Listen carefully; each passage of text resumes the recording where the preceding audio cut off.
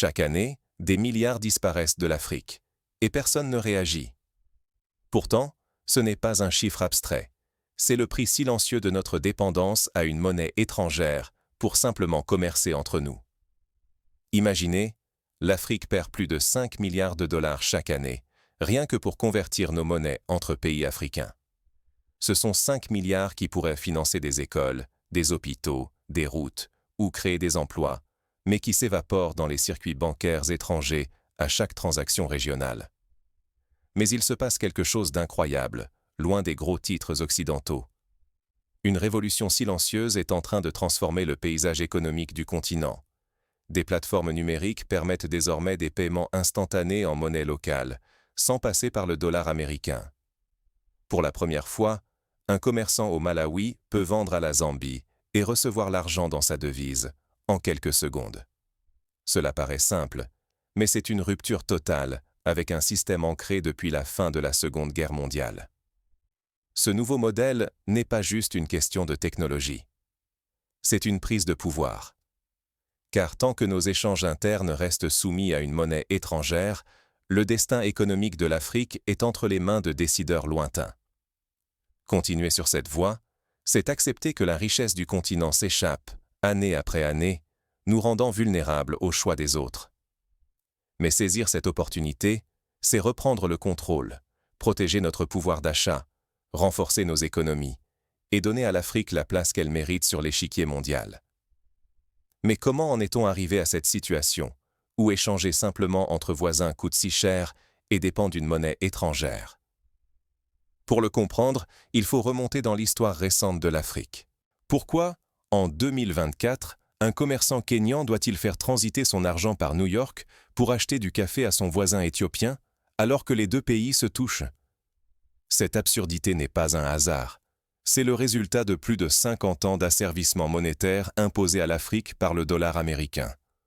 Pendant plus d'un demi-siècle, tout commerce entre pays africains devait obligatoirement passer par la monnaie américaine. Un producteur kényan qui voulait acheter du bétail éthiopien devait d'abord convertir ses shillings en dollars, puis reconvertir ses dollars en birr. Même scénario pour un fabricant de textiles nigérian qui exporte vers le Ghana ou pour une coopérative sud-africaine qui vend du maïs au Mozambique. Chaque paiement implique une escale à Wall Street, même si la marchandise n'a jamais quitté le continent. Ce système absurde a un coût immense. À chaque conversion, les banques prélèvent des frais qui s'additionnent à chaque étape. Les délais s'allongent. Surtout, tout le commerce intra-africain reste suspendu aux décisions de la Réserve fédérale américaine et aux caprices de la politique monétaire de Washington. Une hausse des taux d'intérêt aux États-Unis. Les monnaies africaines plongent et le coût du dollar explose. Les conséquences sont dramatiques. Au Zimbabwe, la monnaie locale a perdu plus de 70% de sa valeur en quelques mois. Au Nigeria, le naira a plongé, provoquant des pénuries de médicaments et une flambée du prix de l'essence.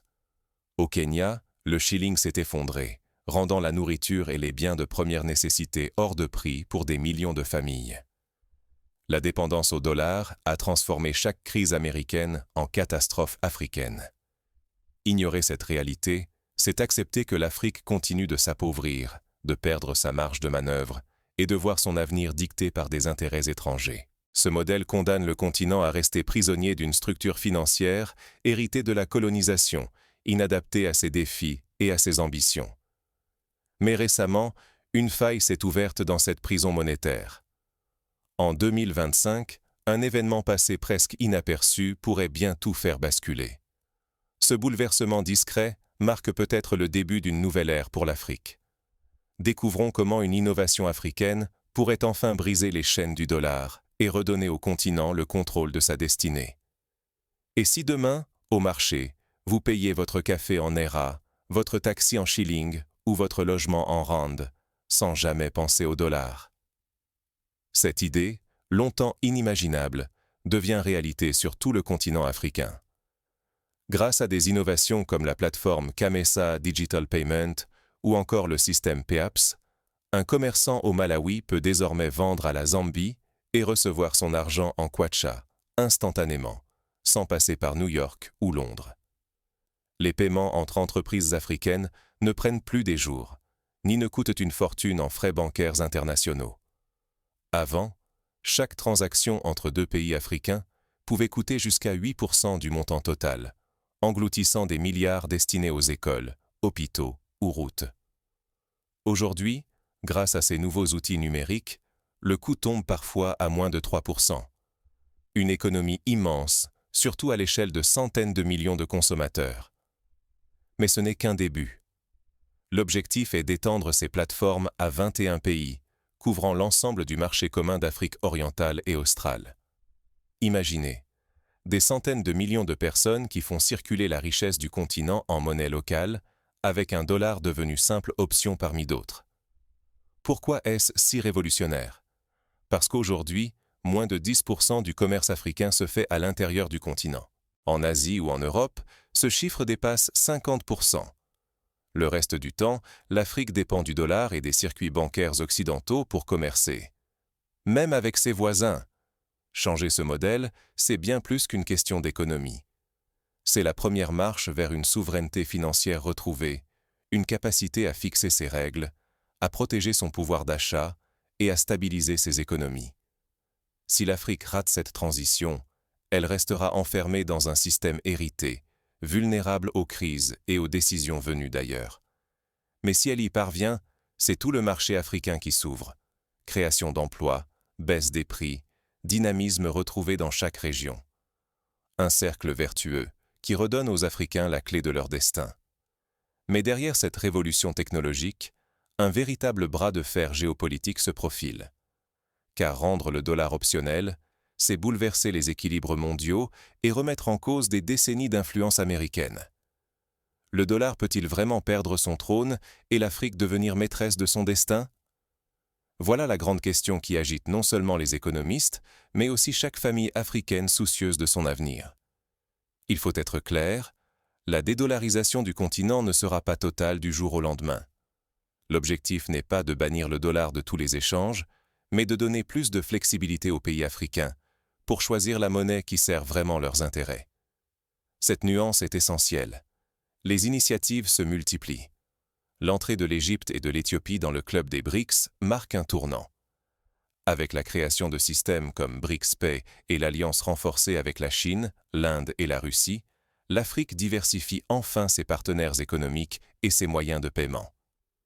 Quelles conséquences concrètes attendre de cette transformation? D'abord, le commerce intra-africain pourrait devenir bien plus fluide. En évitant les conversions coûteuses en devises américaines, les prix devraient baisser pour les consommateurs comme pour les entreprises. Cela signifie aussi une croissance régionale mieux répartie et une capacité accrue à résister aux chocs venus de l'extérieur, qu'ils soient financiers, sanitaires ou géopolitiques. Mais chaque révolution porte ses risques. Les monnaies africaines, parfois fragiles, seront plus exposées à la volatilité. Pour garantir la confiance, il faudra renforcer les réserves de change et investir massivement dans l'infrastructure numérique et bancaire.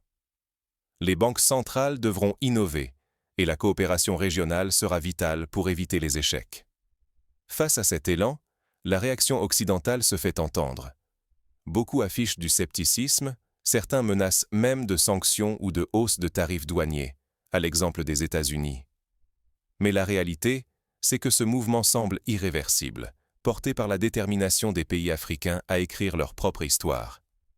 L'enjeu n'a rien d'abstrait. L'Afrique joue ici sa crédibilité, sa sécurité et la prospérité de toute une génération. Les décisions prises aujourd'hui façonneront le quotidien de millions de familles pour des décennies. Rester prisonnier du dollar, c'est accepter de subir l'instabilité, la fuite des richesses et la dépendance. Se libérer, c'est ouvrir la voie à une Afrique plus forte et plus souveraine.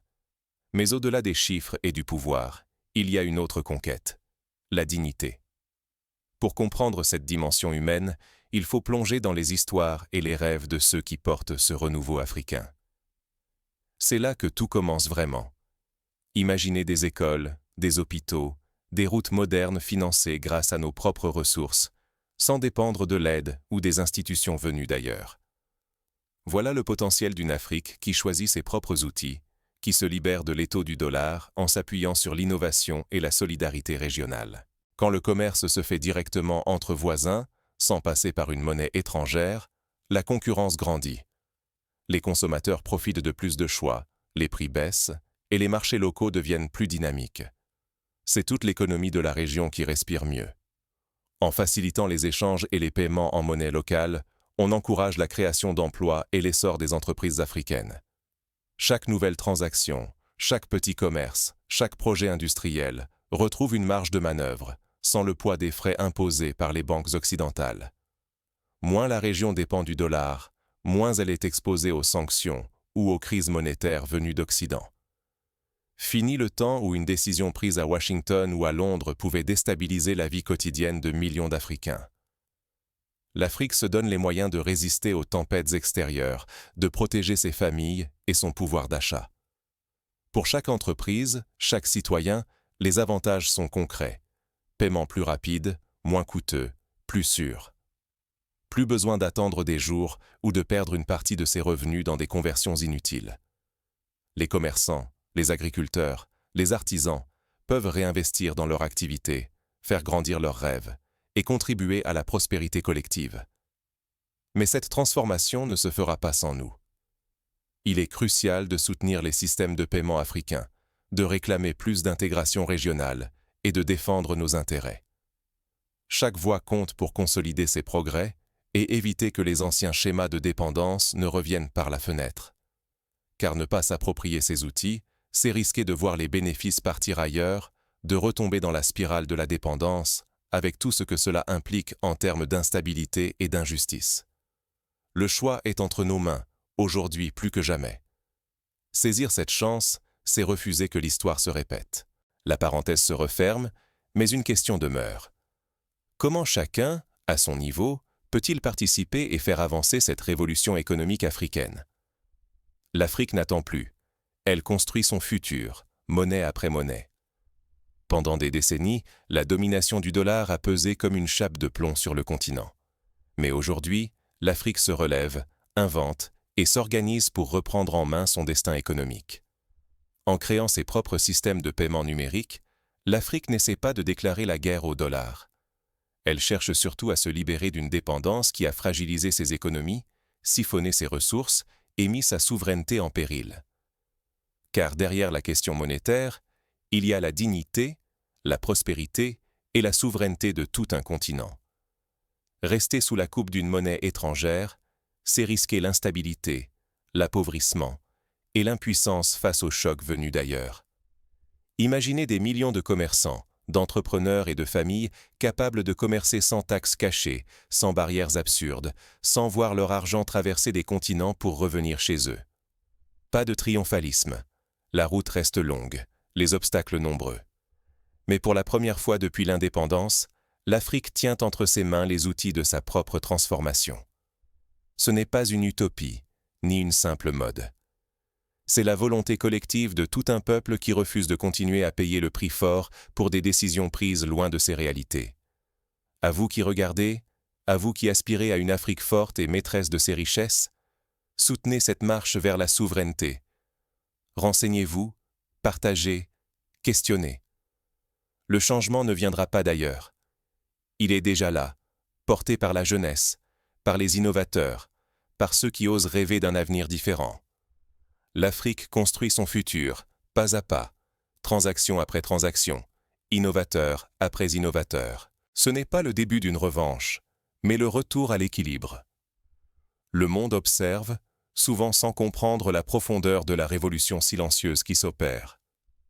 Mais pour celles et ceux qui vivent cette transformation au quotidien, la fierté est déjà là. Alors, restons vigilants, solidaires et ambitieux. Car ce qui se joue aujourd'hui, c'est bien plus qu'une bataille monétaire. C'est l'affirmation d'un continent qui refuse de renoncer à sa dignité, à sa prospérité et à sa souveraineté.